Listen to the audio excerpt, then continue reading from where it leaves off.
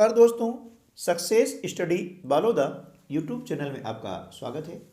आज के इस वीडियो में हम कक्षा 8 विषय गणित के प्रोजेक्ट के बारे में बात करेंगे कि हमें प्रोजेक्ट कौन कौन से करने हैं, कितने करने हैं और किस प्रकार से करने हैं, ताकि परीक्षा में हमें अधिकतम अंक प्राप्त हो सके। तो चलिए शुरू करते हैं हम आज का वीडियो। देखिए, जिसे हम जानते हैं कि इस वर्ष से कक्षा 5 और कक्षा 8 की बोर्ड परीक्षा हो गई है, जो कि सभी प्राइवेट और सरकारी स्कूलों के लिए अनिवार्य हो गई है ना। कहने का अर्थ यह है कि अब 8वीं बोर्ड न केवल सरकारी स्कूल बच्चे बल्कि प्राइवेट स्कूल बच्चे भी देंगे और दोनों का पेपर एक जैसा ही आएगा। अब देखिए, इसमें क्या है कि इस वर्ष जो है 100 अंकों के आधार पर आपका परीक्षा परिणाम घोषित किया जाएगा। ठीक है। अब इस 100 अंकों में से 60 अंक के जो पेपर हैं वे वार्षिक परीक्षा में आएंगे। ठीक है। 20 अंक आपको अर्धवार्षिक परीक्षा में जो प्राप्त अंक हैं उसका अनुपातिक रूप से, है ना, 20 अंक आपको वहां से प्राप्त होंगे, है ना। यानी 20 अंकों का वेटेज वहाँ पर दिया जाएगा। जो अंक आपको अर्धवार्षिक परीक्षा में प्राप्त हुए हैं, यदि उसमें 0.4 का गुणा कर देंगे और उसका आप कर लेंगे राउंड फिगर, है ना, सन्निकटन, वो अंक आपको वहाँ से प्राप्त हो जाएंगे। अब बचे 20 अंक। ये 20 अंक होंगे प्रोजेक्ट के। ठीक है ना। क्या होंगे? प्रोजेक्ट होंगे। और प्रोजेक्ट कौन कौन से करना है, कितने करना है, अभी वो जानने वाले हैं। ठीक है ना। तो इसमें ना इस प्रकार से ये 100 अंकों का आपका पेपर होगा और उसके आधार पर आपका रिजल्ट घोषित किया जाएगा। ठीक है। चलिए अब आगे बढ़ते हैं कि इस वर्ष यानी सत्र 2022-23 के लिए लिखित परीक्षा हेतु जो पाठ सम्मिलित किए गए हैं उनकी सूची यहाँ पर आपको दी गई है कि अध्याय 1 परिमेय संख्याएं, अध्याय 2, अध्याय 3, अध्याय 5, अध्याय 6, अध्याय 7, 8, 9, 11, 12 और 13। ठीक है ना। ये जो अध्याय है ना, 14, उसके बाद में 15 और ये परिशिष्ट है गणित की वैकल्पिक विधियां। इनमें से वार्षिक परीक्षा में प्रश्न आएंगे। ठीक है ना। इसके अलावा आंतरिक मूल्यांकन के लिए जो प्रोजेक्ट आपको दिए गए हैं उन प्रोजेक्ट की सूची यहाँ पर दी गई है। ये 5 प्रोजेक्ट आपको दिए गए हैं, है ना। और इन 5 प्रोजेक्ट में से कोई से भी आपको 2 प्रोजेक्ट करने हैं। कितने करना है? 2 करना है। और प्रत्येक जो प्रोजेक्ट है वह 10-10 अंकों का होगा, है ना। यानी एक जो प्रोजेक्ट है वह 10 अंक का होगा और इन 5 में से कोई से भी 2 प्रोजेक्ट आप कर सकते हैं। तो चलिए अब प्रोजेक्ट कैसे करना है उसकी हम बात कर लेते हैं। सबसे पहले क्या करेंगे कि आपका जो प्रोजेक्ट है उसके लिए जो आप पेज यूज कर रहे हैं, है ना, उस प्रोजेक्ट के पहले पेज पर इस प्रकार से सामान्य जानकारी आप लिख दें।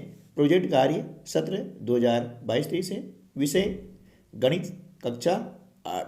इसके बाद में विद्यार्थी यहाँ पर अपना नाम लिखें, उसके बाद में विद्यालय का नाम लिखें और प्रोजेक्ट संख्या यानी कितने प्रोजेक्ट हैं, 2 हैं तो यहाँ पर 2 लिख दें। तत्पश्चात आपके विषय शिक्षक का नाम लिखना है और उसके बाद अब सेकंड पेज पर हम कर लेते हैं प्रोजेक्ट नंबर 1। ठीक है ना। सबसे पहले हम क्या करेंगे, हम लिखेंगे प्रोजेक्ट का विषय, है ना, जो कि आपको अभी यहाँ पर दिया हुआ है। विषय क्या है कि विभिन्न प्रकार के डिजाइन संग्रह करें जो कि मकान या ऑफिस की बाउंड्री, दीवार, छत, बालकनी, खिड़की, दरवाजे में लगी हैं जिसमें किसी सममित आकृति दिखती है। ठीक है।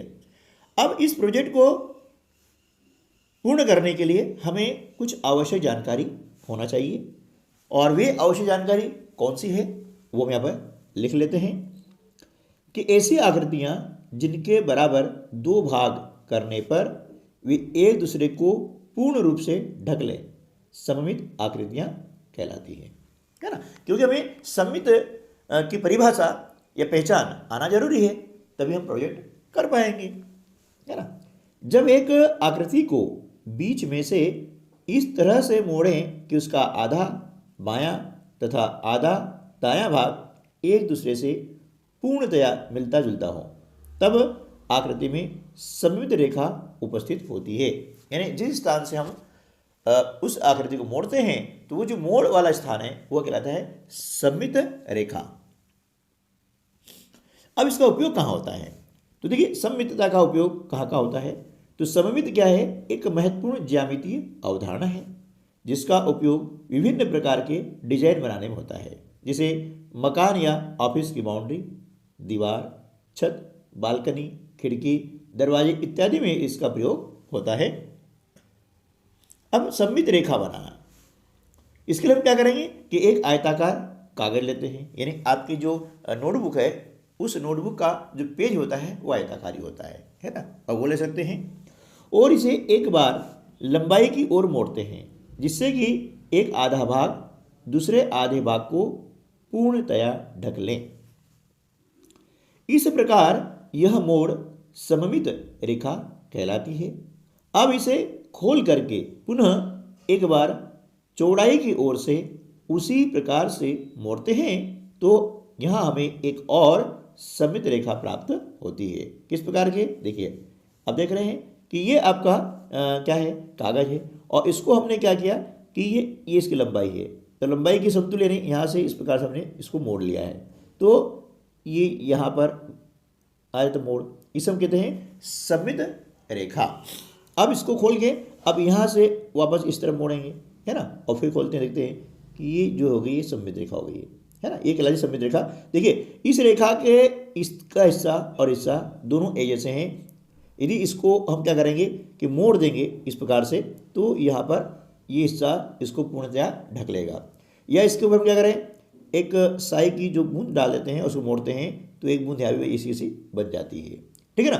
तो ये सममित जो है ये रेखा कहलाती है, ये भी सममित रेखा है ना, क्योंकि इस रेखा के दोनों तरफ जो हिस्से हैं वो एक दूसरे को पूर्णतया ढक लेते हैं। अब देख लेते हैं कुछ सममित आकृतियों के उदाहरण, है ना। सममित आकृतियाँ कौन कौन सी हैं? नीचे कुछ सममित आकृतियों के उदाहरण प्रस्तुत है ना। अब यहाँ पर हम देख रहे हैं कि देखिए, एक दरवाजा है और एक तितली है। अब यहाँ पर देखिए, ये यहाँ से जब हम सममित रेखा खींचते हैं इस प्रकार से, ये देखिए ना, तो अब आप देखेंगे कि ये वाला हिस्सा है जो बाईं तरफ का हिस्सा है, ये दाएं तरफ हिस्से के बिल्कुल सेम है ना। यदि इसको हमने इस प्रकार से कर दिया तो दोनों एक जैसे हो जाएंगे। यदि यहाँ पर हम कांच, है ना, दर्पण रखते हैं तो ये हिस्सा हमें यहाँ दिखाई देता है और पूर्ण आकृति बन जाती है। इसी प्रकार से हम देखते हैं कि यहाँ पर ये जो तितली हमारी है, ये यहाँ पर ये हो गई सममित रेखा हो गई है। अब देख रहे हैं कि इसका जो बायां भाग है वो बिल्कुल दाएं भाग के जैसा है ना। तो इस प्रकार की जो आकृतियाँ होती है वे होती है सममित आकृतियाँ। तो ऐसी आकृतियों की चित्र आप यहाँ पर और भी लगा सकते हैं। अब समझ आ गया होगा ना कि सममित आकृतियाँ क्या होती है। अब आगे निष्कर्ष रूप में आ जाएगा कि दोनों आकृतियाँ सममित हैं। क्यों है? क्योंकि इन सभी में एक रेखा ऐसी है जिसके अनुदिश उस आकृति को मोड़ने पर आकृति के दोनों भाग परस्पर संपाती हो जाते हैं। संपाती यानी एक के ऊपर एक रखने पर पूर्णतया उसको ढक लेते हैं, उसे बोलते हैं संपाती। क्लियर है? तो इस प्रकार से यह जो है आपका पहला प्रोजेक्ट यहाँ पर पूर्ण हो जाता है। ठीक है, उम्मीद है कि आपको यह प्रोजेक्ट समझ में आ गया होगा। इसको आप प्रोजेक्ट कर सकते हैं। अब बात कर लेते हैं प्रोजेक्ट नंबर 2 की। अब प्रोजेक्ट नंबर 2, इसका विषय यह है कि किन्हीं दो भारतीय गणितज्ञों के नाम जन्म तिथि का संग्रह करें और उनके द्वारा गणित में योगदान का संक्षिप्त विवरण लिखें। ठीक है, अब इसकी कार्यविधि क्या है? देखिए, इसकी कार्यविधि यह है कि भारतीय गणित के इतिहास से संबंधित पुस्तकों व इंटरनेट से प्राप्त जानकारी के आधार पर दो प्रसिद्ध भारतीय गणितज्ञों का जीवन परिचय तथा उनके द्वारा गणित में योगदान निम्नानुसार है, ये लिख दिया है। और पहले हमारे जो गणितज्ञ हैं उनका नाम क्या है? उनका नाम हमने लिखा है आर्यभट्ट। ठीक है, अब इनकी जन्म तिथि की बात करेंगे तो आर्यभट्ट का जन्म मगध की राजधानी पाटलिपुत्र के निकट स्थित कुसुमपुर नामक ग्राम में हुआ था। आर्यभट्ट की जन्म तिथि के बारे में निश्चित रूप से कुछ नहीं कहा जा सकता, किंतु उनके द्वारा रचित ग्रंथ आर्यभट्टियम में किए गए वर्णन अनुसार उनका जन्म 476 ईस्वी में हुआ माना जाता है ना। इनकी जन्म तिथि निश्चित नहीं है। अब गणित में योगदान क्या रहा इनका, तो देखिए आर्यभट्ट द्वारा लिखित पुस्तक में प्राकृत संख्याओं और उनके वर्गों तथा घनों का योग करने के नियम बताए गए हैं। दुनिया को शून्य की समझ देने का कार्य किया।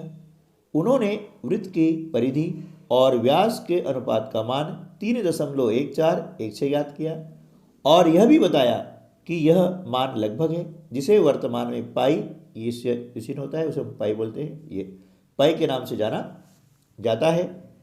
उन्होंने त्रिकोणमिति के लिए अनेक सूत्रों की खोज की।